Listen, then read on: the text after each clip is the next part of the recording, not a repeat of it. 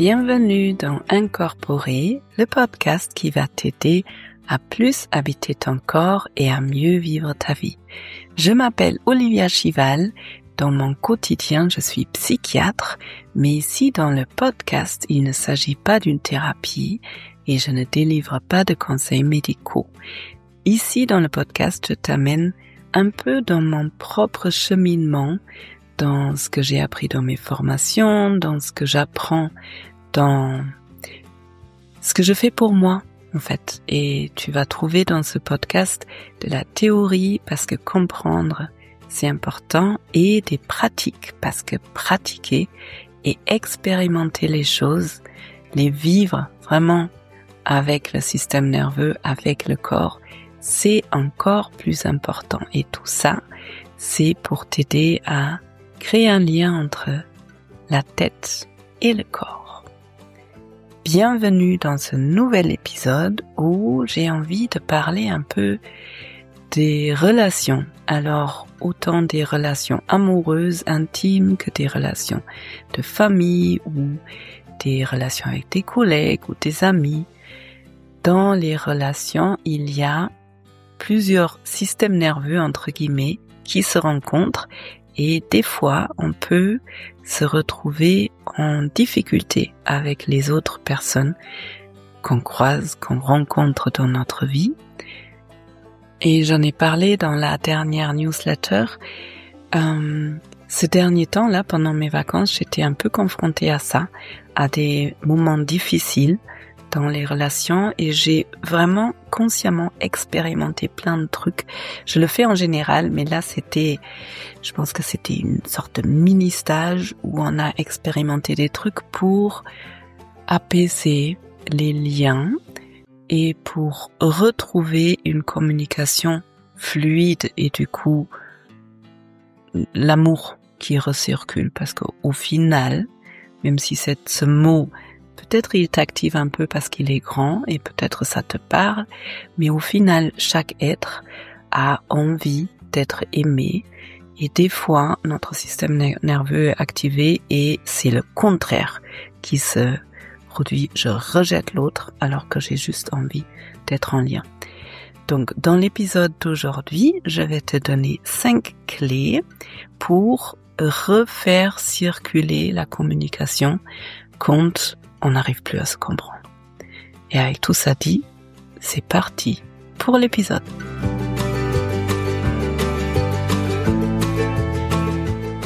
Alors, la clé numéro 1, c'est pour moi peut-être la plus importante, c'est que chacun apprenne ou ait la capacité à se réguler. Parce que souvent, on a besoin que l'autre fasse ou fasse pas quelque chose pour me réguler, mais là on est dans une sorte de codépendance, on a des attentes vers l'autre qui ne sont pas du tout justes, alors que si chacun a la capacité de ressentir ce qui se passe à l'intérieur, d'appuyer sur pause, de prendre une pause et de se réguler, rien que ça change tout. Autrement dit, il y a quelqu'un qui a parlé d'une chaîne qui en général s'enchaîne A, B, C. Donc imagine-toi, il y a quelque chose qui te déclenche, c'est A, le déclencheur. Par exemple, l'autre dit quelque chose et chez toi, ça appuie pile poil sur le bouton qu'il fallait pas appuyer. B, c'est du coup l'activation à l'intérieur. Et C, c'est la réaction. Donc l'autre dit quelque chose, moi ça m'active à mort et tout de suite je vais lui gueuler dessus, par exemple. Et en fait, si on met un espace entre B et C, entre mon activation et ma réaction, je peux passer de je réagis à j'agis. Peut-être c'est plus facile si tu l'écris, moi je suis très visuelle, je peux imaginer si je le vois sur un papier, c'est plus facile, mais je vais essayer de le redire. L'autre dit quelque chose, A.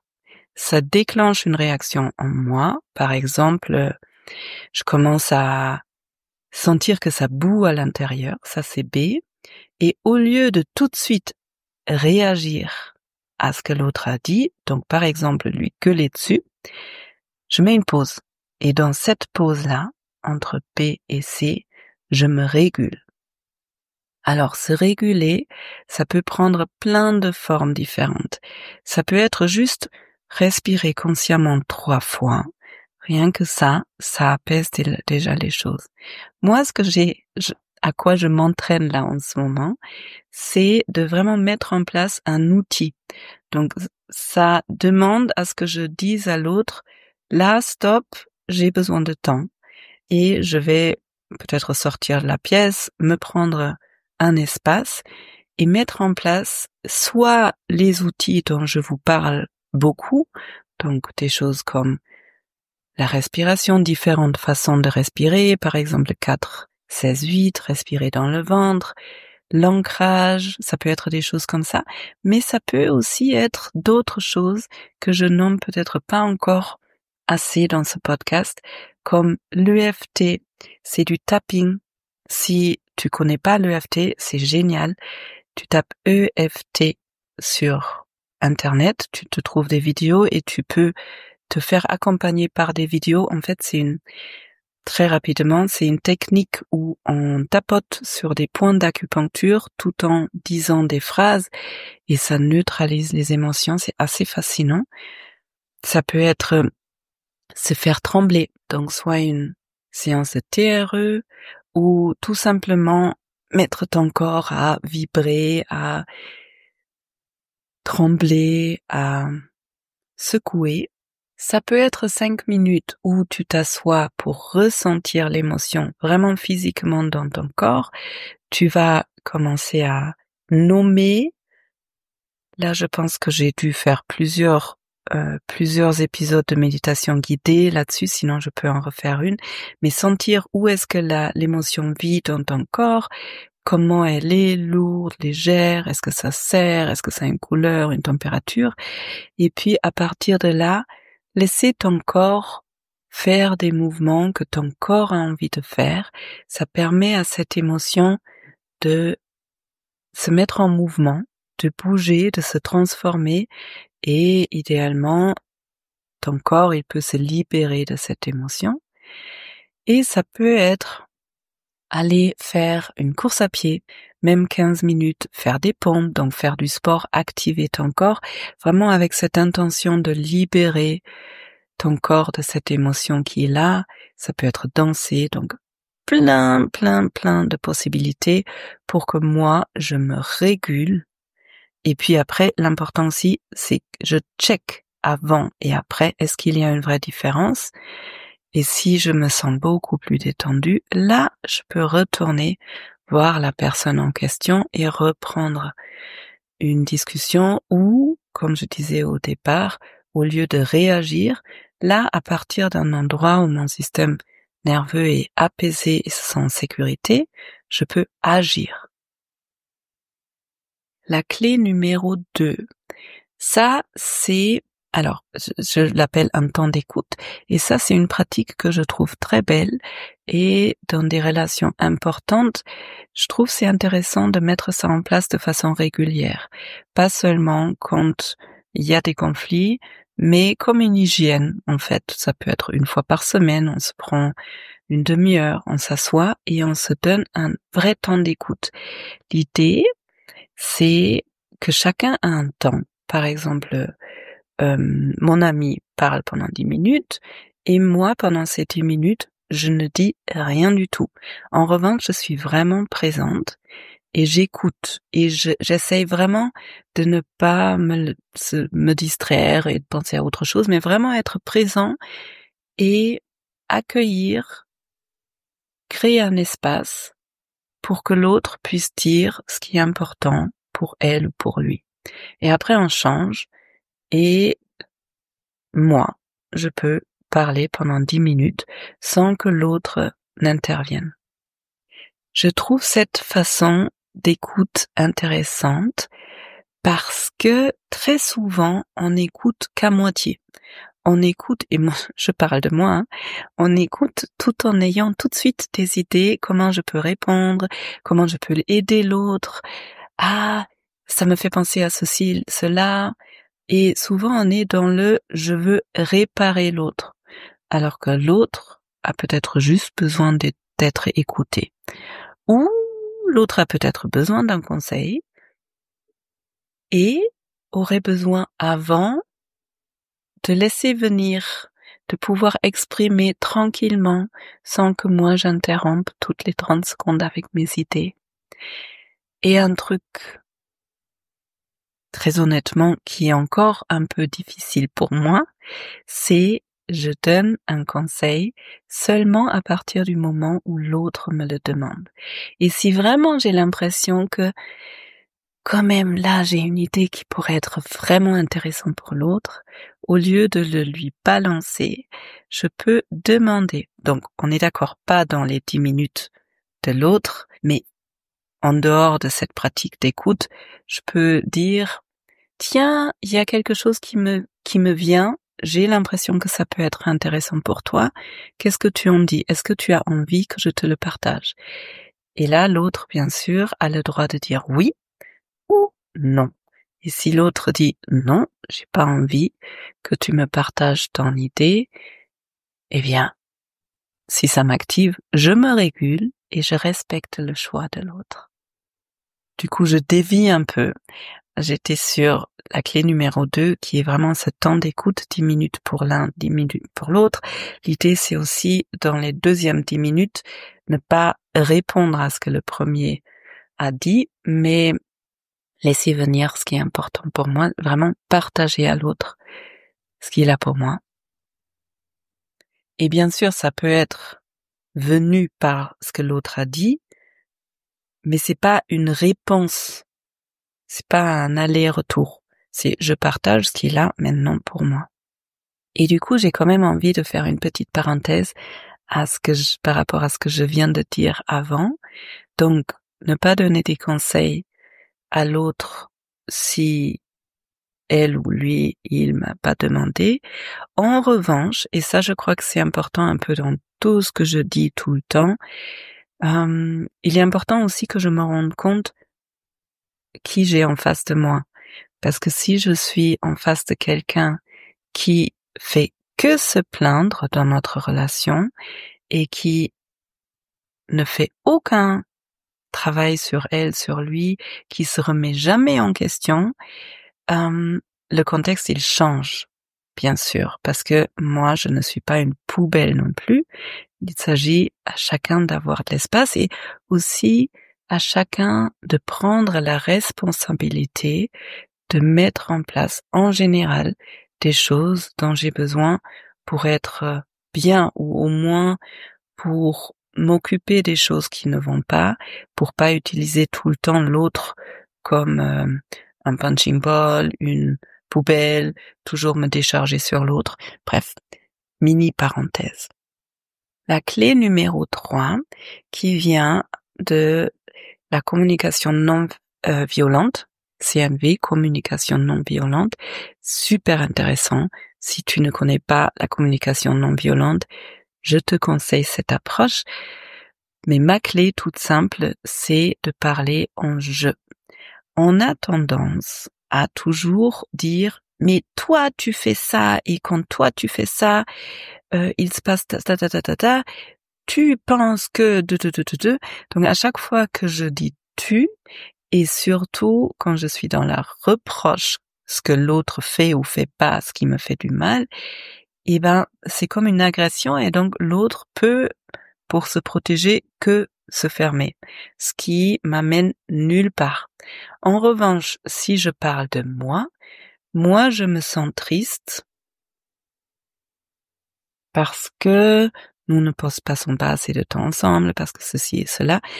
À partir du moment où je parle que de moi et l'autre n'apparaît pas dans la phrase, il est beaucoup moins probable qu'il se sente agressé et qu'il ou qu'elle se ferme. Donc autrement dit, éviter de faire des reproches.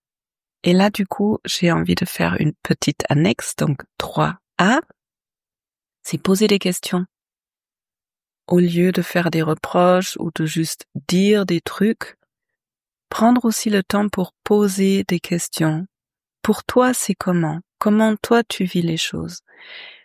Est-ce que ce serait OK pour toi qu'on trouve une solution ensemble. Donc, s'intéresser aussi au monde de l'autre. Qu'est-ce qui vit l'autre, au lieu de toujours partir du principe qu'on sait ce qui se passe chez l'autre. La clé numéro 4. Alors, pour la clé numéro 4, il est important que j'arrive vraiment à me réguler. Si moi je suis très activée, ça va être probablement impossible, parce que la clé numéro 4, c'est soit déjà essayer de comprendre le besoin derrière les mots de l'autre. Parce qu'en fait, quand l'autre est activé, c'est en général pas moi qui l'active, c'est son histoire. C'est quelque chose qui s'est passé en général loin dans son passé, peut-être même dans son enfance. Moi, je déclenche, j'appuie sur le bouton par comment je suis, mais il ne s'agit pas de moi. Chez l'autre, j'ai appuyé sur un bouton, probablement inconsciemment, et c'est cette histoire qui le rattrape. Et donc, derrière ce que l'autre dit, il y a un besoin. Si j'arrive à entendre ce besoin et à répondre à ce besoin, l'autre va s'apaiser. Pour ça, bien évidemment, il faut que j'ai de la capacité, de l'espace et un système nerveux qui est régulé. Pour aller plus loin là-dedans, quand l'autre est très activé, et ça marche peut-être encore plus pour ces personnes qui ont tendance à se fermer complètement et à plus vouloir discuter et à vouloir vraiment être que dans leur grotte. Si j'ai la capacité à ce moment de sortir de mon activation et de leur donner de l'amour, ça c'est magique. C'est comme si ce mur, il commence à fondre. Peut-être pas à 100% des cas, mais assez souvent, parce que cette autre personne a qu'une envie, c'est d'être aimée. Sauf que dans cette situation, il y a quelque chose qui fait qu'elle se sent pas aimée, qu'elle se sent peut-être agressée, rejetée, j'en sais rien, et elle exprime par la mise à distance, par de l'agressivité, mais derrière il y a juste le besoin d'être aimée. Et quand moi je peux apporter de l'amour, peut-être dire que j'aime cette personne, c'est une clé assez magique. Et il faut que moi je sois régulée, parce que si je suis activée à mort et je dis je t'aime, ça va pas marcher du tout. Et la dernière clé, la clé numéro 5, je l'ai dit plusieurs fois, c'est ne pas discuter quand je suis activée. Donc ça implique quand je sens que le ton monte, quand je sens que moi je commence à bouillir, de communiquer à l'autre, là je vais faire une pause. J'ai besoin de m'occuper de moi et je reviens. Idéalement, c'est quelque chose qui est communiqué avant. On peut même faire un plan à deux quand on va bien, donc pas dans des situations de crise, mais de se mettre d'accord, de s'aider mutuellement pour éviter les crises, que quand quelqu'un est activé, chacun a le droit de dire « j'ai besoin d'une pause », on se dit « j'ai besoin de 5 minutes, de 15 minutes, j'ai besoin de la journée, j'en sais rien », mais en tout cas, à un moment donné, on se redonne rendez-vous, où on se dit « cet après-midi, on se reparle » et entre-temps, chacun se régule. Et cela implique bien sûr de ne pas échanger en crise. Quand ça a vraiment dégénéré, ça sert à rien de vouloir discuter, de vouloir mettre des mots dessus. Chacun a besoin d'un système nerveux au moins à peu près régulé rien que pour pouvoir entendre l'autre. Parce que quand je suis dans un mode fight, flight, freeze, dans un mode d'urgence, il peut s'agir que de moi. Il y a pas la place pour l'autre. Parce qu'il s'agit de ma survie. Et donc, s'il n'y a pas la place pour l'autre, je peux pas entendre ce qu'il dit. Si j'ai l'impression que l'autre m'agresse, peu importe ce qu'il va dire, je vais me sentir agressée. J'ai besoin d'avoir un système nerveux qui se sent en sécurité pour vraiment pouvoir entendre l'autre. Voilà les 5 clés. Donc, je te fais un petit récapitulatif. Numéro 1, et c'est celle qui pour moi la plus importante, c'est la capacité à apprendre à se réguler. Numéro 2, ce temps d'écoute, 10 minutes pour l'un, 10 minutes pour l'autre, qui peut être intéressant vraiment comme une hygiène dans un couple, par exemple. Numéro 3, parler en jeu au lieu de faire des reproches. Numéro 4, comprendre les besoins derrière la parole et derrière le comportement de l'autre. Donner de l'amour si c'est possible. Et numéro 5, faire une pause quand j'entends, quand je sens que je monte ou que le ton monte tout simplement. Et surtout ne jamais discuter quand on est activé. Bienvenue après cet épisode autour des possibilités de recréer des liens quand on a l'impression de ne plus du tout s'entendre. J'espère que tu as trouvé de l'inspiration dans cet épisode. Comme avec tout, c'est des choses qui s'entraînent et le plus je m'entraîne surtout avec ces outils de me réguler quand j'en ai pas besoin, quand je me sens déjà bien, le plus ça va être accessible et le plus ça va marcher quand j'en ai besoin, quand je suis activée. Si tu connais quelqu'un à qui ça pourrait faire du bien d'entendre cet épisode, merci de le partager. Et puis, si tu as envie de soutenir mon travail, ce podcast, merci de me donner des commentaires sur la plateforme là où tu écoutes, tes 5 étoiles. Ça permet au podcast d'être plus facilement trouvé par des personnes qui le connaissent pas encore. Si tu t'intéresses à mon travail, tu peux toujours venir me voir sur Instagram, d'ailleurs m'écrire aussi, me laisser des commentaires sur Instagram et t'abonner à ma newsletter, la lettre d'Olivia, dans laquelle je partage une histoire une fois par mois cette année qui touche différemment. Et quoi d'autre? J'ai mis en place un coaching individuel. Donc si ça t'intéresse, le lien est en dessous de cet épisode. Et sinon, je te souhaite d'aller bien, d'utiliser toutes ces ressources qui sont là et qui fonctionnent bien, qui fonctionnent à partir du moment où vraiment on les met en place. Et quand on met en place ces outils pour se réguler, eh bien, l'efficacité va bien au-delà de juste la régulation. Si on met ça en place régulièrement, il y a tout un espace qui peut s'ouvrir. Et là, je repars dans un autre épisode podcast. Donc, je te souhaite une belle journée, une belle soirée. À bientôt. Prends bien soin de toi.